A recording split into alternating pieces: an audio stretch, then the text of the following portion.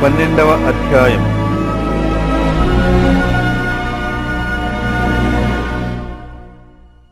శిక్షను ప్రేమించువాడు జ్ఞానమును ప్రేమించువాడు, గద్దింపును అసహించుకొనువాడు పశుప్రాయుడు. సత్పురుషునికి యెహోవా కటాక్షము చూపును, దురాలోచనలు గలవాడు నేరస్తుడని ఆయన తీర్పు తీర్చును. భక్తిహీనత వలన ఎవరునూ స్థిరపరచబడరు, నీతిమంతుల వేరు కదలరు. యోగ్యురాలు తన పెనిమిటికి కిరీటము, సిగ్గు తెచ్చునది వాని ఎముకలకు కుళ్ళు. నీతిమంతుల తలంపులు న్యాయయుక్తములు, భక్తిహీనులు చెప్పు ఆలోచనలు మోసకరములు. భక్తిహీనుల మాటలు నరహత్య చేయ పొంచువారి వంటివి, యథార్థవంతుల నోరు వారిని విడిపించును. భక్తిహీనులు పాడై లేకపోవుదురు, నీతిమంతుల ఇల్లు నిలుచును. ఒక్కొక్క మనుష్యుడు తన వివేకము కొలది పొగడబడును, కుటిల చిత్తుడు తృణీకరింపబడును.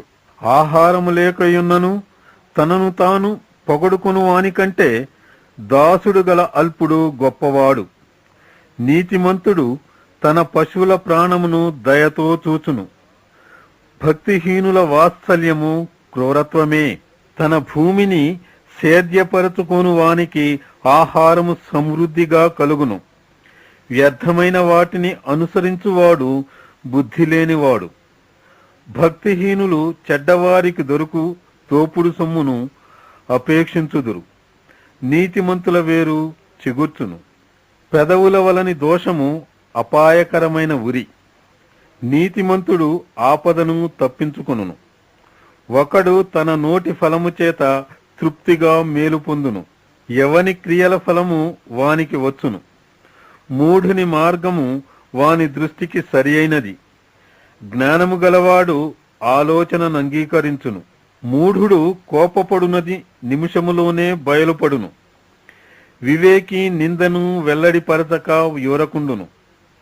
సత్యవాద ప్రియుడు నీతిగల మాటలు పలుకును, కూట సాక్షి మోసపు మాటలు చెప్పును.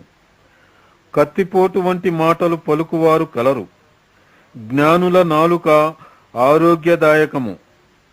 నిజమాడు పెదవులు నిత్యము స్థిరమైయుండును, అబద్ధమాడు నాలుక క్షణమాత్రమే యుండును. కీడు కల్పించు వారి హృదయములో మోసము కలదు, సమాధానపరచుటకై ఆలోచన చెప్పువారు సంతోషభరితులగుదురు. నీతిమంతునికి ఏ ఆపదయు సంభవింపదు, భక్తిహీనులు కీడుతో నిండియుందురు. అబద్ధమాడు పెదవులు యెహోవాకు హేయములు, సత్యవర్తనులు ఆయనకిస్తులు. వివేకి అయిన వాడు తన విద్యను దాచిపెట్టును, అవివేక హృదయులు తమ మూఢత్వము వెల్లడి చేయుదురు.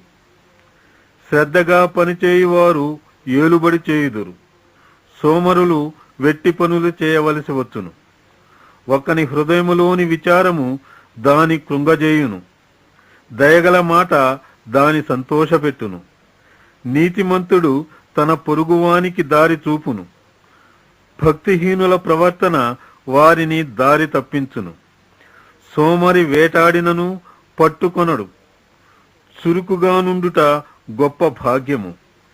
నీతి మార్గమునందు జీవము కలదు, దాని త్రోవలో మరణమే లేదు.